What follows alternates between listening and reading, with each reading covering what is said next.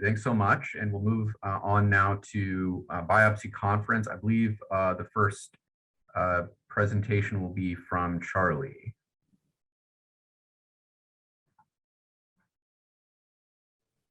Can you let me share my screen? You should be activated. There you go. Okay. And the case is going to be presented by Dr. Musinski. Go ahead, Charlie, with the slides. Okay. Okay, this is the case of a 64-year-old man who actually had 3 hematological malignancies. He was previously well, had an active youth when he had a gunshot wound at age 22, and also had a retina detachment riding his motorcycle in the windstorm. Next. But aside from that, he was well until September 2020, when he developed this skin lesion, and a biopsy showed a blastic plasmacytoid dendritic cell neoplasm. To follow up on this, he had a bone marrow, and when they did the bone marrow, they also found that he had a kappa-restricted multiple myeloma. So he actually, at that point, was found to have 2 malignancies. Next, they decided to treat the blastic plasma cytoid dendritic cell neoplasm with G-clam. This resulted in a gram-negative rod bacteremia. Next. And he went on to have consolidation for the same tumor, which left him with a neutropenic fever and MI. He had a PEA arrest, respiratory failure, and an ejection fraction that was reduced about 35%. But over the course of the year, it improved to 55 to 60%. Next slide. And so he had another bone marrow done December 2021 that showed that indeed they had taken care of the plasma cytoid neoplasm, but he still had his multiple myeloma. And then there was a new clone that was identified as they reviewed all the bone marrows that was about a 5% of a CMML lesion. Go ahead. And so the thought was, in January of this year, they looked for mismatched donors, and they had a 1 HLA mismatched donor. They wanted to prepare him for a stem cell transplant. And working him up, they did a PET scan that showed that he had this 4-centimeter common iliac aneurysm and some opacifications of his maxillary sinus. So next slide. They admitted him and did this very complicated surgery where they put an EVAR in, and they did a bypass graft to the iliac, which resulted in a Pseudomonas bacteremia and 6 months of some antibiotics. And then they did a sinus debridement, and though they couldn't find fungus, they thought it was probably fungus. So he was on posaconazole. Next line. So what happens to this gentleman with all of these treatments of the malignancies they thought they could do? If we look at his kidneys, when he had his gram-negative rod bacteremia, his creatinine stayed pretty stable. Those dots there in the pink are the outside labs, because a lot of these complications happened outside of the university. When he had a PEA arrest, he developed an acute kidney injury. No surprise, his creatinine maximized about 3.5, came down. When he had his vascular problems in the Pseudomonas bacteremia, his creatinine was actually quite low. And then we get into the problem where he is admitted when I'm on service. Next slide. And the idea was to admit him because he was having increasing of these kappa light chains. They wanted to take care of those because they were thinking that he really still needed this stem cell. He had 3 malignancies, and they thought the stem cell transplant would take care of that. And by this time, he had also developed a couple lesions that might be lytic lesions for his multiple myeloma. And what you can see on the little table that I put in there is his free light chains had increased, not terrible, from 8 to 22, and the ratio from 6 to 12. And his Bence-Jones protein was going up a little bit. And his creatinines I've listed below. It's 1.28, and by the time he was admitted, his creatinine was close to 4. Go ahead. And at the time of the patient was admitted, he felt very well. He was actually somewhat robust. He had no pain, no nausea, vomiting, no volume depletion. Next. And his blood pressure was fine, 116/74. His physical exam was totally unremarkable. Next. And his urine sediment just had some granular cast, some tubular debris. Next. And other labs, when he came in, his uric acid was high, but that was taken care of with respiricase 1 day later. His LDH wasn't high. It's not like he was having tumor lysis. His liver functions were normal. His electrolytes were unremarkable. Next. And the medications he was taking on were the antibiotics, less from the Pseudomonas infection. They had treated it, and he was still on the posaconazole, but otherwise not too much. Pantoprazole had been on for a while. Next. And the idea was that on admission, he would get Cyber D to try to take care of these increasing light chains. Next. And so the question that was confronting the team when I was on service is, why was he developing this acute kidney injury? And the therapy was being given for these increasing light chains was actually not dosed at what they would do if they were really going after the multiple myeloma. So the thought was, maybe we should biopsy and see if this is related to multiple myeloma. Is it because he's had a prior infection, and is it something related to his antibiotics? And he has these other tumors, the CMML, that could also be causing problems of his kidney. Okay, so a biopsy then was done. And so do we have any questions for Kim?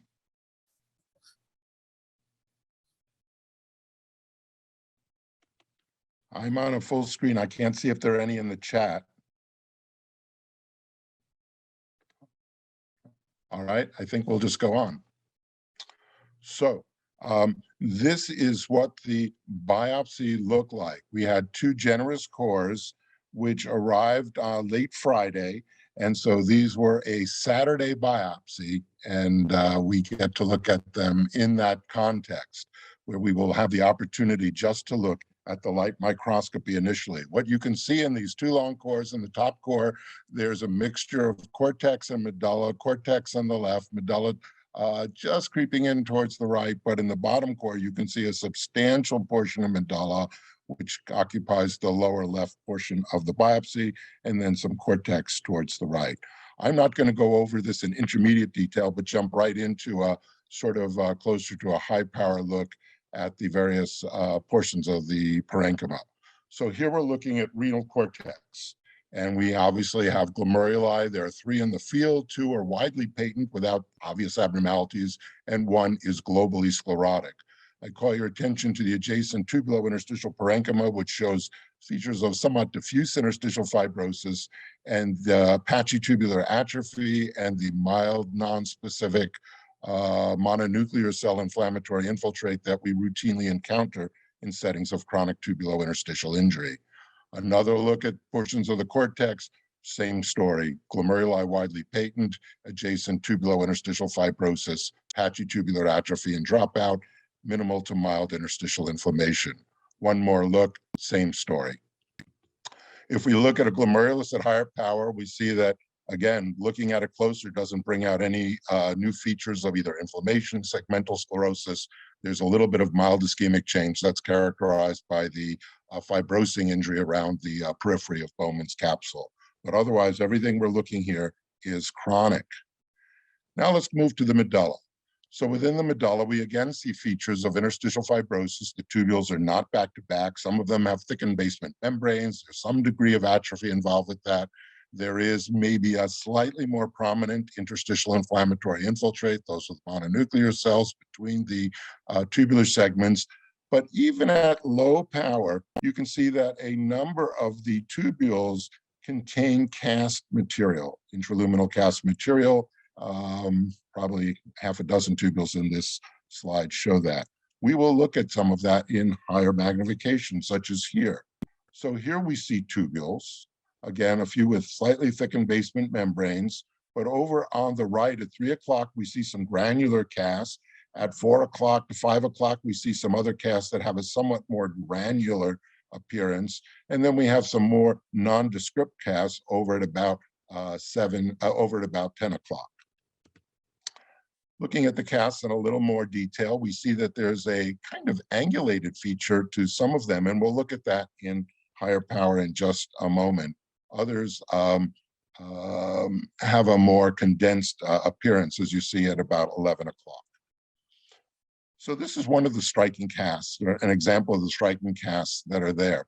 it's hard to describe for me what we're seeing. These casts have a somewhat fractured, angulated appearance. They're not quite rectangular, geometric. They don't exactly look like crystals, but they are amorphous material. This is a PAS stain, and this cast material is PAS negative, meaning it's not picking up the PAS stain.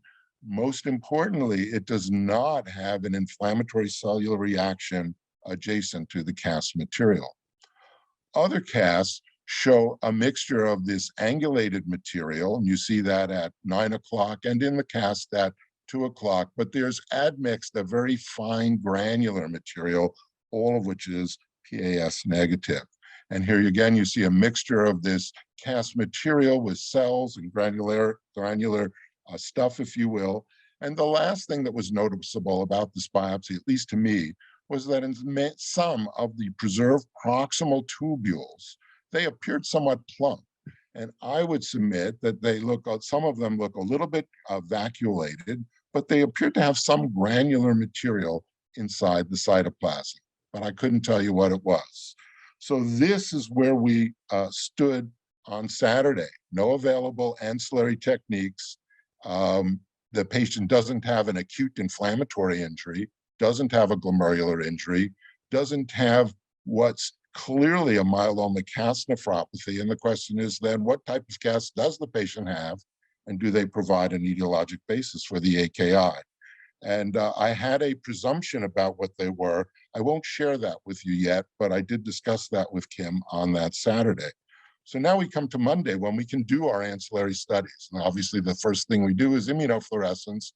And you see here that some of those angulated casts, very specifically, stain brightly for kappa light chain, but not for lambda light chain. Now, the point is also that there aren't a whole lot of these casts, but there are some, and they clearly have a paraprotein bias, and the paraprotein corresponds to the circulating kappa light chain that this patient has. And here's one more picture of a cast that stains brightly for kappa light chain, and the same cast does not stain for lambda. So we do have paraprotein casts. The next thing we did is some immunohistochemistry. And again, I can't see the chat, but I invite all of you to think, what would he get immunohistochemistry for that he hasn't already looked at by immunofluorescence? So I'll just give you a couple of seconds to think about that, and then I'll go on. So my presumption at the time on Saturday, knowing this patient had CMML and doing a quick kind of literature search at the time, was that this patient was spilling lysozyme based on his CMML into his filtrate, and that this was a cause of AKI. So this is an immunohistochemical stain for lysozyme, and you can see that it stains some of the tubular casts, and it stains some of very bright, strongly, some of the cells being sloughed into the tubular casts. And here you see it in some of the preserved proximal tubules where it accumulates in the cytoplasm and has a granular distribution.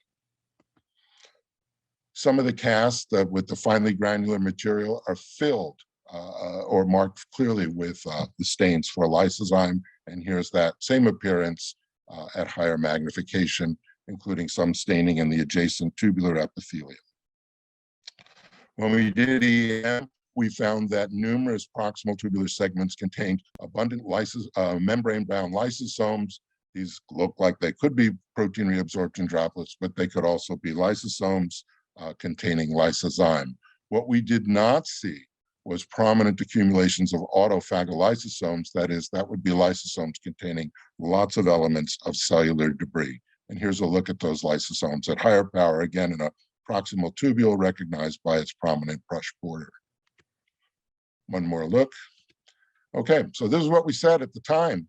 We said this was a lysozyme nephropathy, and I will tell you right now that I'm sticking my neck out a little bit with that diagnosis, that there are also intratubular casts of paraprotein type that involve a minority of tubular segments, acute tubular injury secondary to 1 and 2, interstitial fibrosis and tubular atrophy, and I didn't show you the very focal, more active interstitial nephritis. In our comment, we pointed out that lysosome induced nephropathy. Lysozyme-induced nephropathy is a rare and under-recognized cause of complication of CMML, and that compared to the public literature, though, the amount of tubular involvement in the present case appears somewhat less than illustrated in published micrographs. And I'll show you an example of that in just a bit. And I also pointed out there were these angulated casts which demonstrate staining for kappa and lambda light chain, but that they only involve a minority of sampled tubular segments. So I'll stop there and turn this discussion back over to Kim. So we got the biopsy report. And again, this is a patient who had 3 malignancies, one of which seems to have been controlled with the plasmacytoid tumor. Next. This is, oh, sorry, yeah. And so he went ahead and got CyberD, but did not improve his renal function. When his creatinine was 8, he got a tunnel dialysis catheter. Next. And so he started dialysis, and now next. Unfortunately, there's some question about whether or not he'll be a stem cell candidate because of his kidney failure. And a ball has been taken over his care since I rotated off service if you have other questions about his course. All right. So I'd like to go and talk a little bit about the about this case, and then we can open it up to more discussion if that works with folks. So what about all these casts? What do we think about when we look at casts? And I'll show you a couple of examples of things we think about with casts and thinking about how different types of casts may be related to acute kidney injury.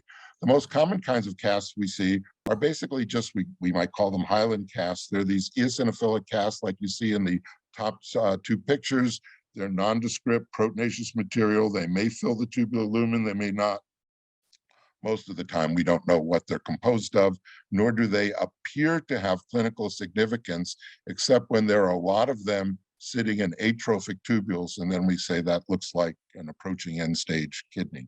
And we have a variety of terms for that, but that's what it means. We don't know what they are. They're just a marker of degrees of kidney injury when there are lots of them present in atrophic tubules.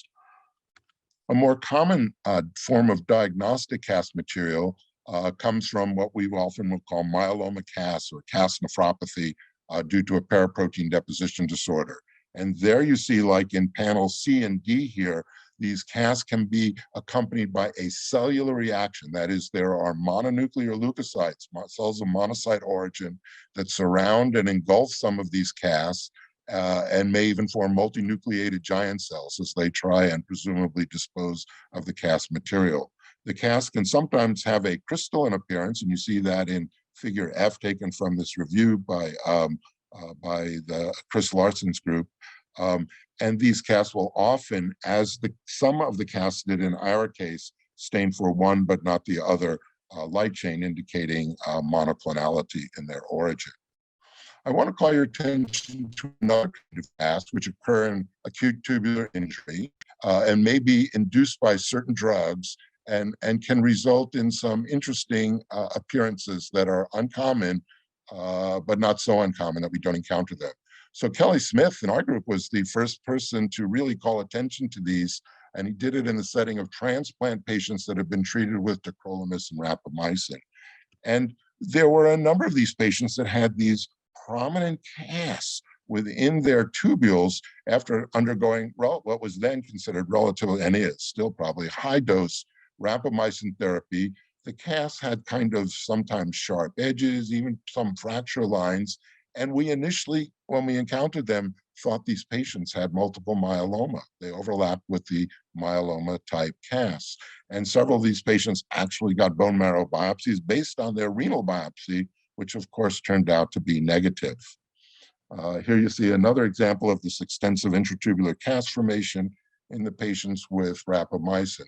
This contrasts with the cast nephropathies that you can see in patients with myeloma that also have sharp borders, can have fracture lines, but commonly have this cellular reaction that surrounds and engulfs the cast, and again, can form multinucleated giant cells. When you stain those myeloma casts for a marker of monocytes like CD68, you see that these casts are being engulfed by monocytic cells. In contrast, the acute injury tubular cast seen in the setting of rapamycin and some other drugs, I'll point out, show these sort of amorphous, sometimes sharp-edged casts, but without cellular reaction. And they're often looked to have features of cellular debris in them. And when Kelly did this study, he stained casts with cytokeratin, a marker of epithelium versus monocytes, and showed the casts contained these contained epithelial markers. When you did EM, the cast showed features of cellular debris and some ill-defined material that picked up the osmium stain, and sometimes seemed to sit on rings that we thought of perhaps as ghosts of cell membranes, and had this kind of organized structure, and also had lysosomes that contained varied appearances, but also included elements of cellular debris. This is what the literature says lysozyme nephropathy in chronic myelomonocytic leukemia looks like. So this is a paper from 2019, a case report that came from the Brigham and Women's Hospital. And what they showed, and this is typical of the case reports in the literature of lysozyme-induced nephropathy in the setting of CMML, is that there are some plump proximal tubular epithelial cells that when you stain them for lysozyme, at least in the published pictures, presumably the best examples they have, show that the proximal tubules can be stuffed with the lysozyme peptide, and that when you do electron microscopy of proximal tubules, they can be stuffed with lysosomal structures, which again are often indistinguishable from protein reabsorption droplets. So again, as I pointed out, our case follows some of these patterns, but the extent of the lysozyme staining and accumulations of lysosomes was certainly less than this published example. The only recent big series, and a big series now is of 18 patients combining patients with chronic CMML and other myeloproliferative disorders, is this paper from Kidney International Reports, comes from a group in France. And they had 18 patients, 8 of whom had CMML, and most of whom had presentations of acute kidney injury. What's kind of interesting is they didn't really describe much of the tubules in defining the kidney pathology, but focused on a lot of other entities, including injuries to the glomeruli. I call your attention, though, that 4 of their patients, only 4, had staining for lysozyme in their kidney biopsies. And this is what they looked like. All of the patients had elevated serum lysozyme, but was interesting, only 3 out of the 4, so it wasn't uniform, had staining, prominent staining of the tubules for accumulations of lysozyme. The one thing I might point out, which I don't know if the reviewers did at the time they did the paper, is that 3 of the pictures with the positive lysozyme are showing substantial portions of cortex where there are lots of proximal tubules, and the example of negative staining is predominantly in the medulla where not so many proximal tubules are present. But anyway, the presence of lysozyme in the tubules did not correlate with the final pathologic diagnosis, so making the possibility that what we're seeing is a lot of filtered lysozyme. It's absorbed, the excess lysozyme is absorbed by proximal tubules, but maybe that's an incidental finding and not the proximate etiologic cause of acute kidney injury in these patients. In the interest of time, I'm going to skip to the end. So these are the issues that we felt we had to consider. Did the patient have a multiple myeloma defining lesion? We often get asked that in settings of patients with myeloma, although this patient already has a diagnosis. In my judgment, no, he does have paraprotein casts, but they aren't numerous. They aren't classic myeloma type casts, and they did not seem as widespread enough to be the proximate cause of this patient's acute kidney injury. Is lysozyme itself pathogenic or a consequence of AKI in general? And actually, both are true. There's a literature to support that lysosome levels may be raised in a variety of settings of acute kidney injury, but we don't have time to go into those kinds of studies. How about in this case, though? That's where our immediate interest is lysozyme pathogenic or a consequence of AKI in this case? And I kind of have to leave you with a certain degree of uncertainty, because I have some degree of uncertainty. And let's go back to the final diagnosis. So I wasn't so uncertain that I didn't make a definitive diagnosis. I do believe pathologists are meant to make judgments when they can, and provide their best diagnosis. And that is what I believe I have done in this case, and do my best not to leave the final pathologic diagnosis up to the clinician receiving the report. I feel that's sort of our job. So again, just pointed out that the comment that says lysozyme-induced nephropathy is rare. Our case has a little bit less florid findings than those reported in the literature, but otherwise does conform to what we have seen in other published examples. That there is a CAS nephropathy, but it involved a minority of tubular segments, and then to consider this alternate possibility. An alternate interpretation of the data would be that the documented accumulations of lysozyme within renal cells might represent an independent absorption process of excess filtered lysozyme and might not necessarily be the proximate cause of acute kidney injury. And we really have no absolute way on morphologic grounds to distinguish between these possibilities. So I think I will stop there and open this up for discussion.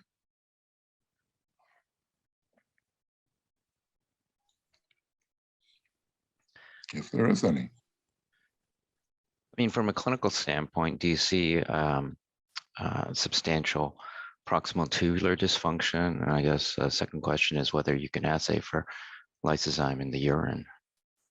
Okay. So here's the answer. You can certainly assay for it in the serum, and this patient had elevated lysozyme levels. That test is not commonly ordered, and in fact was a send out to an outside laboratory in Utah. You can measure it in the urine, and some people, and I don't know if it's not commonly done in clinical laboratories, but on a research level, people have suggested a serum urine lysozyme ratio may be helpful in diagnosing certain diseases, including ones that don't normally come to mind, such as sarcoidosis. This obviously has not become commonly accepted or widely applied, but it can be done in answer to your question. So, Charlie, how is that lysozyme linked to the pathogenesis of lysozyme nephropathy in the existing literature? What evidence do you need to demonstrate that it's actually pathogenic, based on what we know? Right. So the best examples probably go back about 30 or 40 years when people infused lysozyme into rats and looked at what occurred. And there are some studies, a small number of them, this wasn't a particularly popular area of investigation, showing transient renal injury. I didn't go back and read the fine details. I don't know if there were physiologic studies, and we all know that studies from that time, and maybe even from the present time, measures of creatinine in rats were not to be trusted as a reliable measure. And so I didn't even look at those kinds of things.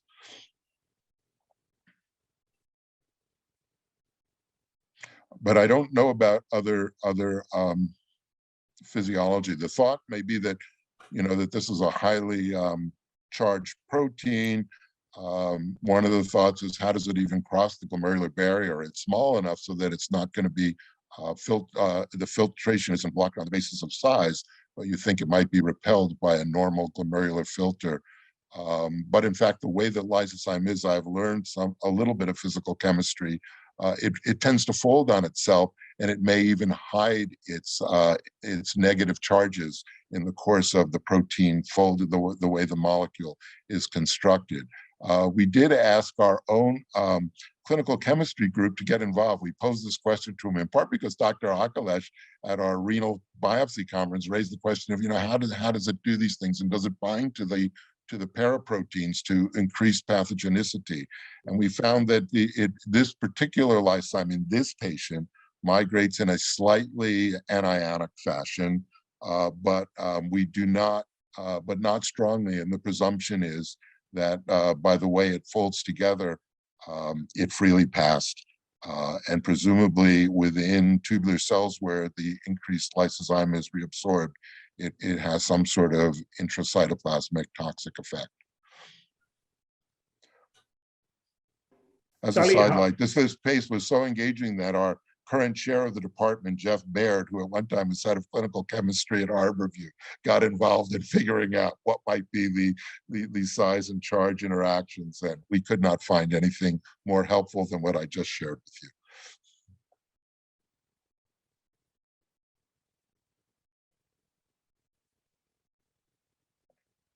All right.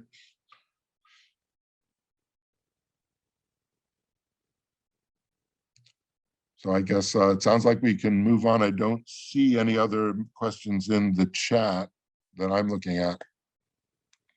I believe David and one of our outside nephrologists have the next case.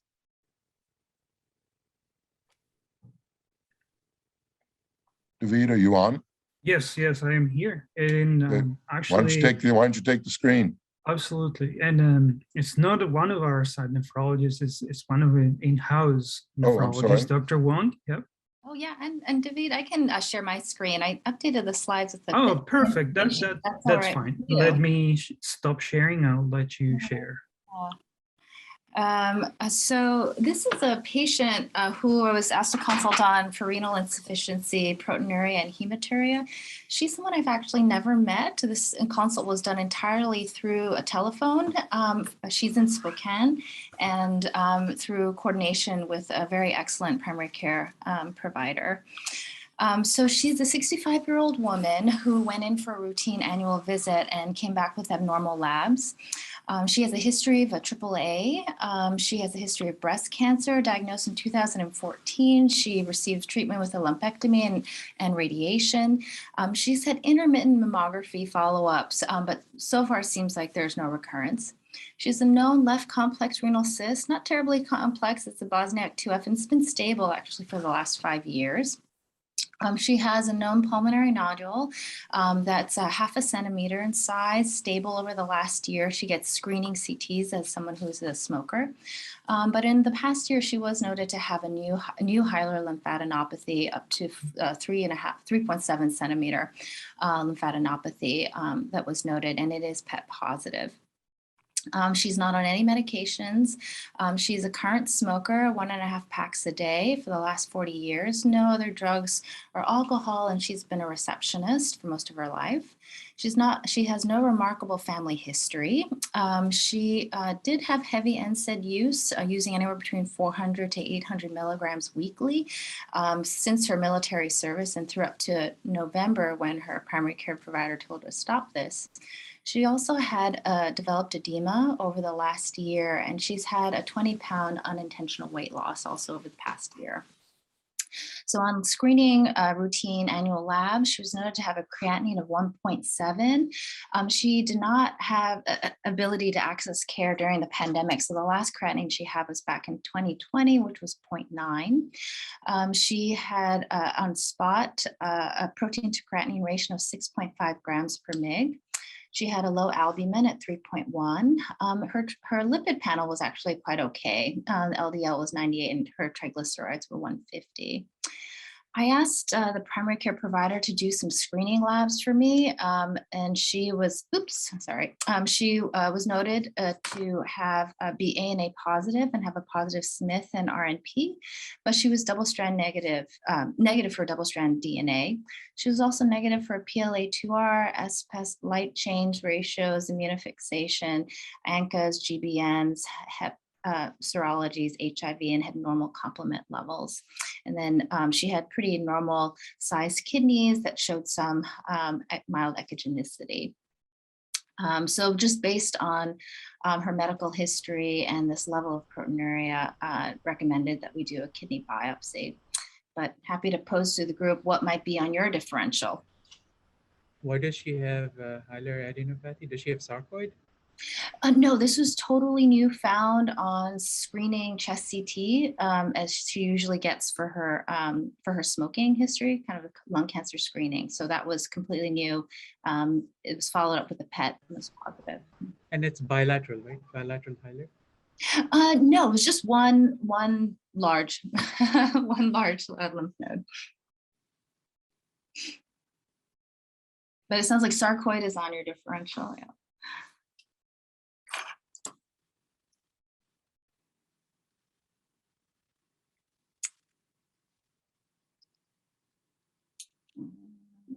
idea. Chat. Well, you know, David, why don't you take it? I wish I could tell you about her physical exam. I never met her. And I wish I could tell you vitals, but again, I never met her. Thank you. All right, so I'll stop. Okay. Okay, I hope you can see the correct view of the slides. Actually,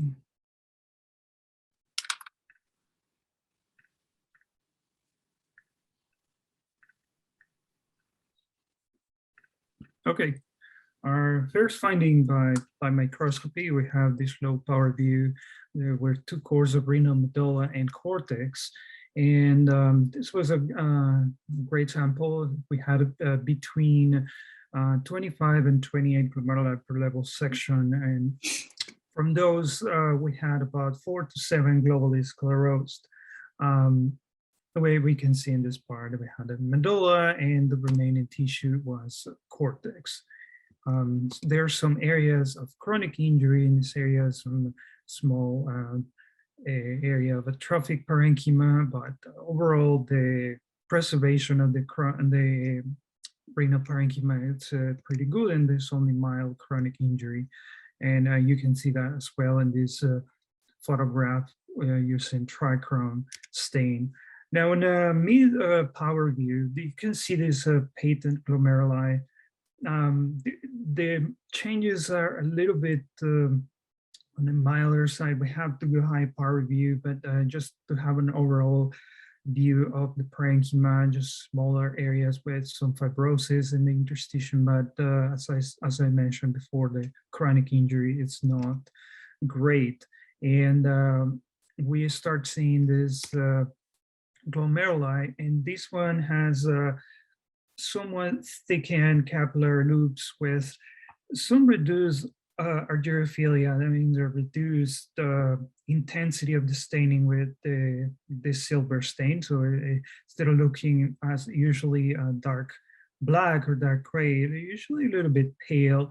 And then some areas are thickened, which is suggestive of some deposition of material, and not sure if this is projecting well because this finding is subtle, but some segments of the capillary walls demonstrate epimembranous spike formation and segmental vacuolization. We see in these glomerulus that I will show you in a higher power view that there's also segmental sclerosis with matrix accumulation in these areas and fibrous adhesions to this to the Bowman's capsule.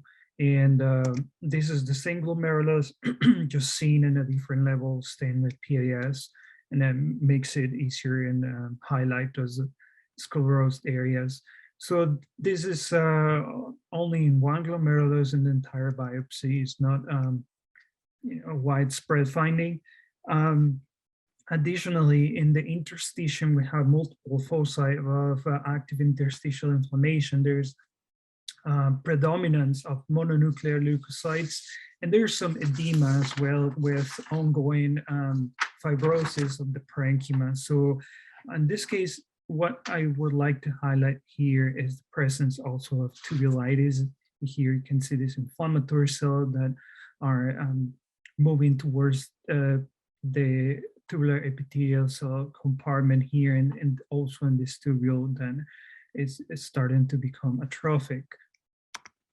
Now we have different finding at this point. Does anyone has idea what is going on with this finding of thickened capillary loops and reduce argyrophilia? If somebody can drop some ideas on the chat, although I cannot see it because I'm in full screen. If not, we can move on to immunofluorescence microscopy. And this is what we identify by immunofluorescence microscopy. The most relevant finding is the staining of the these glomerular capillary walls that are diffuse, show a diffuse granular staining with IgG, but interestingly, there's also Bowman's capsule staining, similar characteristic granular, and the adjacent tubules also show staining, which is granular in nature.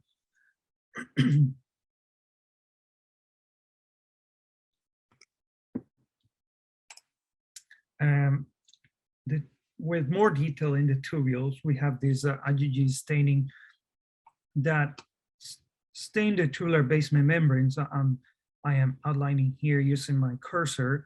But also, there's some fainter, more faint stain on the brush border, and that occurs in every single tubule. So there's staining on the basement membrane and also staining of the brush border areas of the proximal tubules. And this is just to have an idea of what we found in immunofluorescence, the granular staining in the glomerular capillary walls in Bowman's capsule, as well as in the tubules for IgG. In the proximal tubular cells, we have that the brush borders stain weakly with somewhat smudgy pattern for IgG. And that also is mirrored by C3, although with a lesser intensity for the glomerular, and tubular base membrane staining for C3 as well.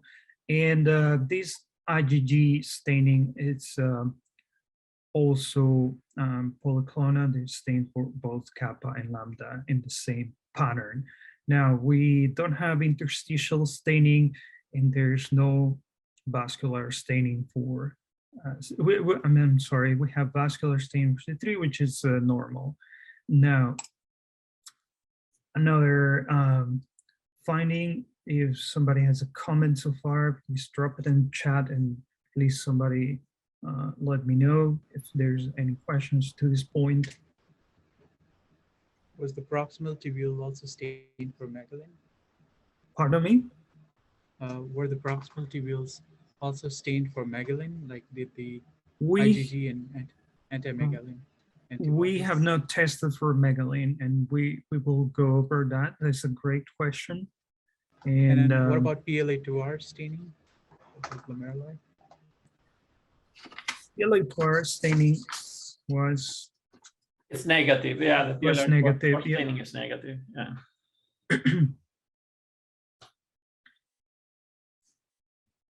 okay. All right, we move on to electron microscopy findings. What we identified here is that there are numerous electron-dense deposits in the subepithelial regions of the glomerular capillary walls with associated remodeling of the basement membrane. So there's a short spike formation of newly formed basement membranes, and also some intramembranous deposits. They became enclosed after this remodeling, but most of them are just subepithelial, and some of them are somewhat large, but that is the predominant finding. There was no subendothelial or mesangial deposits. There's no mesangial deposits.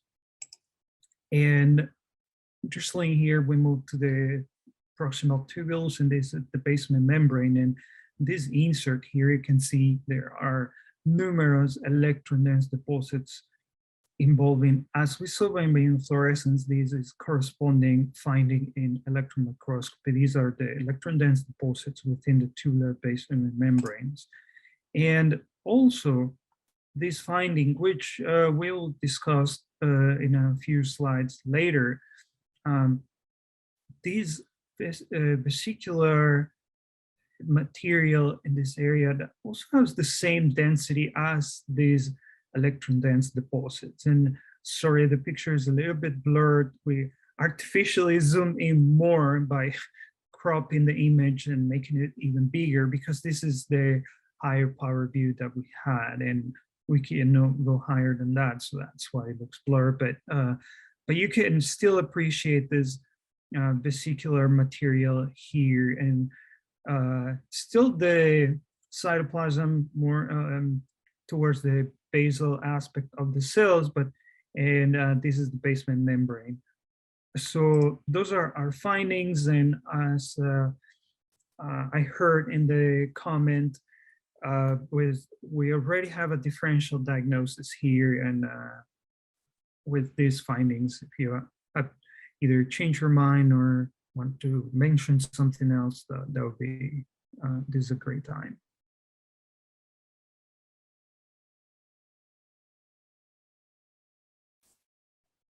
Okay, so we move on. Final diagnosis on this is membranous nephropathy, PLA2R negative, with an additional feature of focal segmental glomerulosclerosis / scarring, and so we think this is secondary to the membranous nephropathy, and a concomitant active tubular interstitial nephritis with tubular basement membrane immune deposits that is likely related to number 1.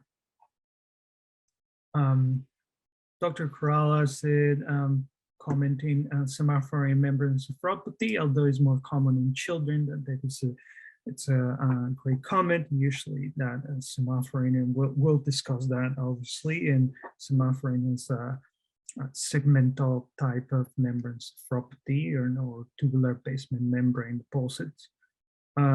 There is a focal global glomerulosclerosis and mild patchy-tubular atrophy and interstitial fibrosis and mild arteriosclerosis.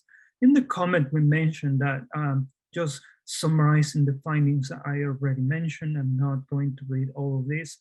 So the discussion here, most important, and this is one of the most important features, no features of typical lupus nephritis. In this case, the first thing that comes to mind is that we have extraglomerular deposits, and by far the most common scenario here is the presence of lupus nephritis. But number 1, we don't have a full house pattern of staining of the immune deposits by immunofluorescence.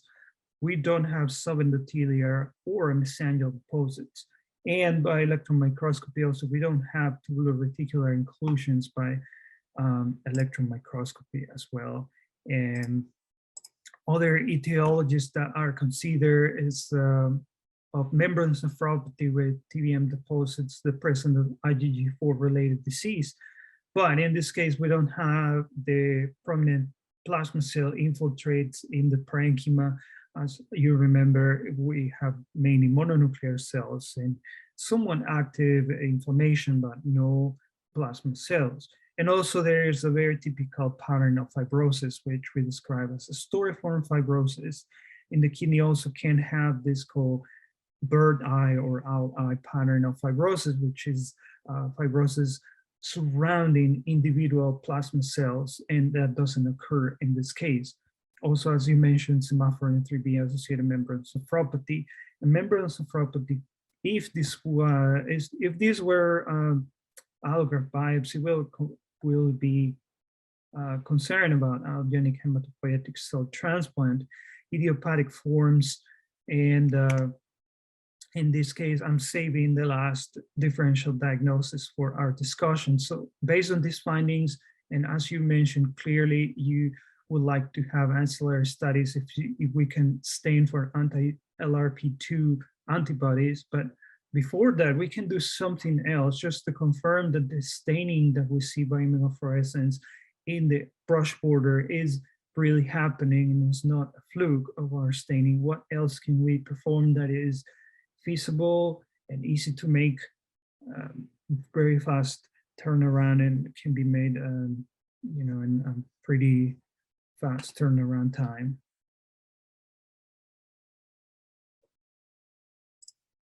See, the chat has some comments. Laura, thank you. Pan-CT scan. And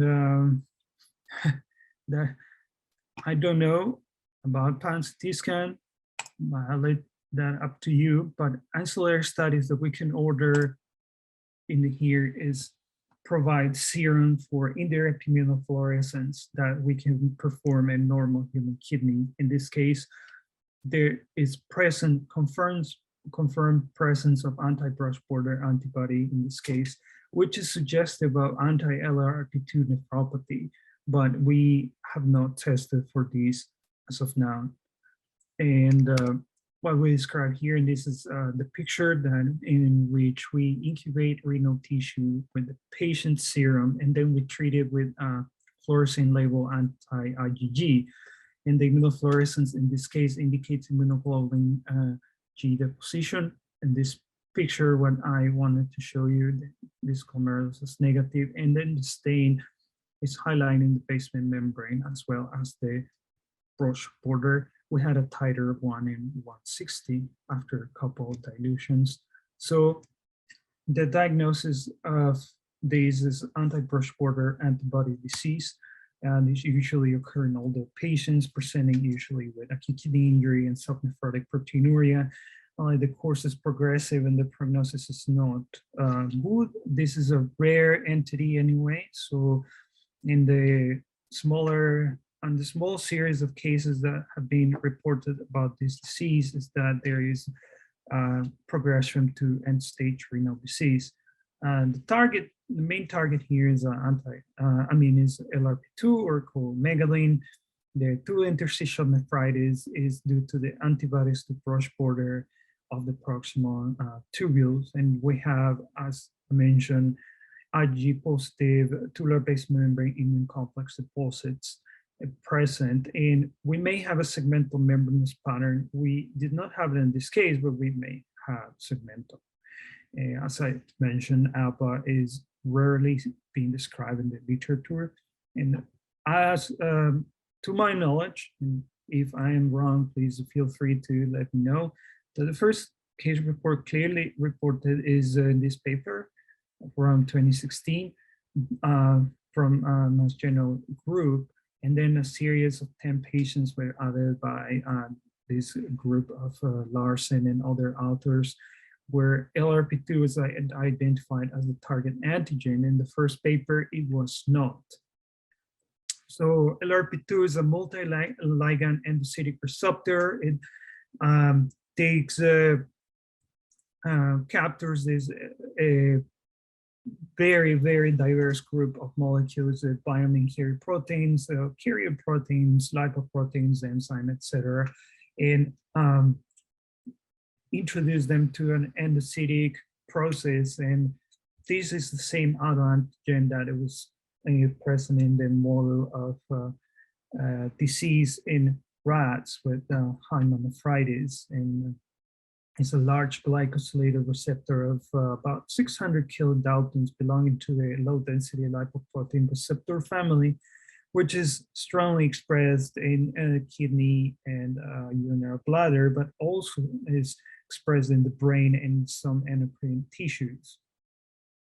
And we have, as I mentioned before, this diagram, this specific part of the figure represents the LRP2 receptor and whatever target molecule is, and then introduce and interacts with some clathrin molecules and becomes internalized in the cell, in the endosomes, and then these endosomes can go to different sites, can either go to transcytosis and go to the basement membrane. And I wanted to highlight these because this is probably, and this is just as of now, wild guess in what is happening in our picture that I showed in electron microscopy. Those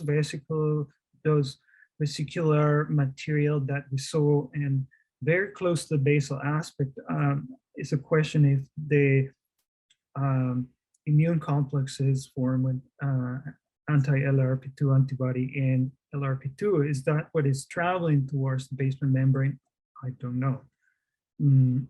So that is what we have in this diagram. This is the paper from 2016 from Rosales and the group, in which they had a case person with a native kidney, and obviously they described the interstitial nephritis, the basement membrane staining, and confirming what we had electron-dense deposits along the tubular basement membranes and also in the GBM.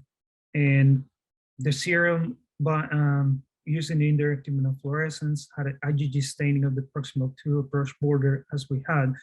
The only difference here, they could not confirm the co-localization by immunofluorescence of IgG and megalin on this specific case. So that opens the door to say, well, is there another antigen that is not anti-LRP2? And does that make a difference? I don't know the answer to that question. In this case, the paper also described that this may occur in renal transplants, as you can see in the lower panel, and say a very similar presentation. And then mention this nice table on what is the differential diagnosis of when we have presence of immune complex tubulointerstitial nephritis. And by far the most common is lupus nephritis.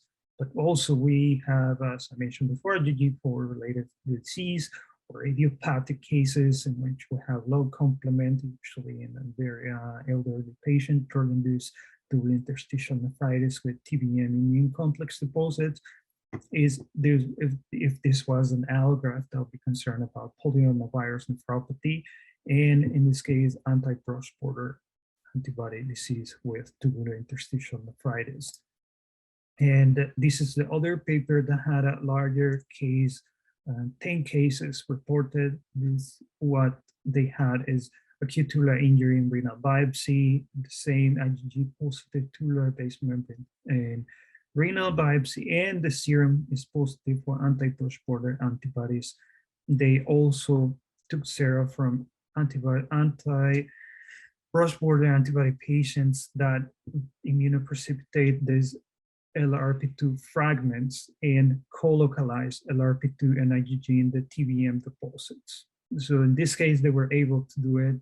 And that was the difference with the first paper I mentioned. The findings, nothing new, same here, nice double staining first in the tubular base membrane, and this linear or pseudo-linear, I would say, I'm sorry, is granular but localized in the brush border. And here you can see nice the Pullman's capsule and this small segment staining in the glomerulus. So Dr. Wang, I leave up to you to give a follow-up for this patient, if there's any. Yeah. A couple of folks had chatted directly or DM'd me directly asking about thrombospondin. So that was something that was a little bit more difficult to get out there in Spokane. So for us here in Seattle, we have to do kind of a lab medicine consult and all these things, but far more difficult. They were able to get the PLA2R out there. So I don't have that data, though. That antigen is a more commonly, I think, thought of as associated with malignancies. So for this patient, sure, David, why don't you go to the next slide, though I have some additional updates. So first thing is that we tried to initiate lisinopril on her, but her baseline blood pressures have been in the 100s to 60s, so she did not tolerate that well. Because her lymphadenopathy was quite large and was PET positive, we pushed to get her that biopsy. Her PCP did a great job of getting her into a pulmonologist's clinic. She got bronched, and unfortunately it showed poorly differentiated squamous cell carcinoma. She's since seen an oncologist who I've spoken with, and he is recommending carbo-taxol combination, 6 cycles, and then followed by immunotherapy. And then she has a mammography done that was negative. We had a colonoscopy requested pending as well. Overall, we interpreted this as a paraneoplastic membranous nephropathy, and thought that treatment of her cancer should be the primary approach to treating her kidney disease. We had conversations. I had a conversation with the oncologist about, whether we would do concurrent Rituxan, given, David's presentation about the circulating rogue antibody. And in his practice, this oncologist not done until at least 6 cycles of chemotherapy or trial to see if there is any response. If there is no response, his experience is with paraneoplastic glomerulopathies that things like Rituxan end up being more palliative than anything. The prognosis is not very good. We also had conversations about calcineurin inhibitors as an antiproteinuric agent, given that she couldn't tolerate ACE inhibitors, and I doubt, an ARB would be any more effective or better tolerated. And that was interesting. He said because she's on PD-1 inhibitors, and I'm sure Chris Blosser can illuminate us more about this, is that is contraindicated with the PD-1 inhibitor because it affects its mechanism of action on T cells. So kind of overall, right now, don't have a great antiproteinuric agent for her. And then we're going to start anticoagulation her after she has a surgical port placed to get her ready for chemo. So a really formidable example of not just a really interesting glomerulopathy, but also just incredible care coordination for a patient who's remote to us. Susan, Behzad is reminding us that we could do, we could look for LRP2 staining in the biopsy on a research basis. We don't have an official test that is clinically approved, but we can still do it. It would be really interesting to do it in this case. Definitely. This patient seems to have two glomerulopathies, don't they? They have membranous and they have ABBA, or well, whether it's LRP2 or not, it's unclear, I suppose, at this stage. That's clearly the one identified antigen. And certainly in the past, megalin is not felt to be expressed in the podocyte, with the sort of early excitement from the identification of that in Hayman nephritis. So it does raise the question if there's a second antigen that's expressed on the brush border and in the podocyte. So I'm just wondering about other cancer-associated membranous antigens like NEL1, THSD7A, whether there's been any brush border staining of those in previous studies. That is a great question, or there's a great comment. We actually had a second experience this week with a different case that I've seen with Dr. Akulation. We suspect there's possible double antigen presence in a case of membranous nephropathy, which patient had a positive biopsy proven. In this case, it was a primary membranous nephropathy, PLA2R positive. Now presented again with PLA2R positive with very wild different presentation and also the history of neoplasia, which raises concern for a secondary antigen that is also present at the same moment. So we have ordered on a different patient. Well, ordered NEL1. I think also TSH7A is also somewhat associated to malignancy. So that's another consideration. In my limited experience, I haven't seen anti-brush border disease associated to these malignancy-associated membranous nephropathies. And as I believe David already mentioned, in anti-brush border disease, the membranous nephropathy tends to be segmental. In this case, it's global and diffuse. So that goes along with your idea, Ashley, that there may be another antigen that is triggering any immune response. What I found interesting as I was reviewing a little bit the literature on megalin, and I went to the human atlas protein website, and David has shown a picture of the organs that express megalin. One of the organs is the breast. The breast duct epithelium expresses megalin, and it's interesting that this patient a few years ago had breast cancer and treated with lumpectomy, then radiotherapy. So you wonder whether there is a relationship between the two. But there are very few reports on membranous nephropathy in patients with breast cancer. It's not very common occurrence in breast cancer. But in this case, it's kind of intriguing that there is also this anti-brush border disease. Well, it could be that the membranous is essential for the anti-brush border disease too, because you need to have permeability of the glomerular filter to allow the antibody to get into the tubular space to actually bind to the brush border. So, if treating the membranous might actually help the anti-brush border disease, just even if they're the same or different antibodies and antigens. I mean, you can also have the antibodies, I think, pluck the antigen off on the basolateral aspect as LRP, megalin is recycling and during its transcytosis. I think that's when thinking about why the deposits are on the basement membrane of the tubules. And actually, to your point about the LRP2 expression, yeah, in rats, it's in the podocytes and tubules, not so much in mice in terms of podocytes at least. But humans, I think the current understanding, at least for me, is that the podocytes do have LRP2, but just at a lower level, a much lower level than in the proximal tubules. And we've seen that actually as well in our own hands. Yeah, one of the images, electron micrographs that David showed, the one that has the enlargement that is a little bit out of focus, shows the same electron dense material that we see in the basement membrane of a tubule, a proximal tubule, in vesicles, the basolateral aspect of the cell, suggesting there may be some kind of trafficking of antigen antibody immune complexes along the plasma membrane, migrating toward the basement membrane. Because it's kind of an intriguing image because it shows exactly the same electron density. It looks like it's the same material. All right. Thanks so much to everyone for joining today, and especially to our renal pathology colleagues once again for their presentation and teaching. We'll return next week, next Friday, with nephrology grand rounds, and hope everyone has a good weekend.